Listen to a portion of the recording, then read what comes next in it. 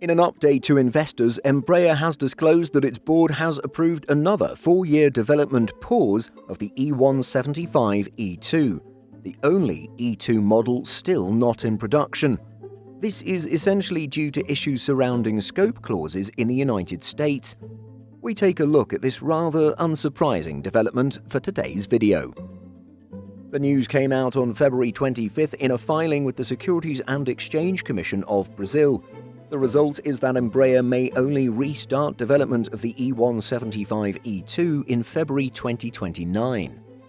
According to the company, the decision, which extended the development suspension first enacted in February 2022, was associated with the ongoing mainline scope clause discussions with pilot unions based in the US. The limitations mean that regional carriers, whether mainline airline subsidiaries or capacity providers via capacity purchase agreements, are restricted to operating aircraft with a specific maximum takeoff weight and no more than 76 passengers. For a better understanding of Embraer's E175-E2 situation, we have a long-haul video about it, which was published recently, before the announcement of this extended development pause.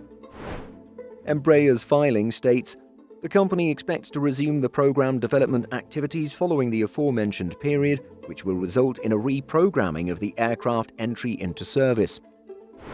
During the Planemaker's Investor Day in November 2024, Ariane Meyer, the President and Chief Executive Officer or CEO of Embraer Commercial Aviation, admitted that the company does not see any movement regarding any potential scope clause changes in the US in the near future.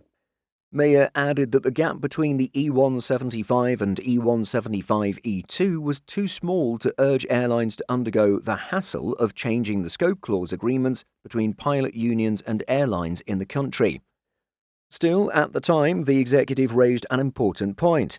If airlines wanted to reduce their fuel burn and environmental footprint, changing scope clause agreements and enabling the PW-GTF-equipped E175-E2 to operate would be a quick-fire way to do so without much hassle.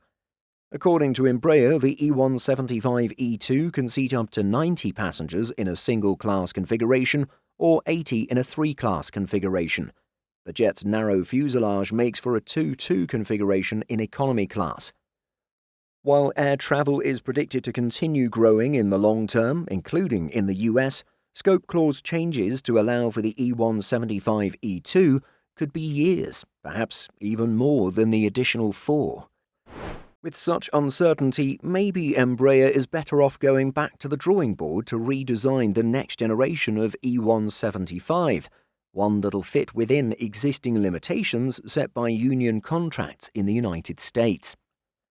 But what are your thoughts on the fate of the E175 program?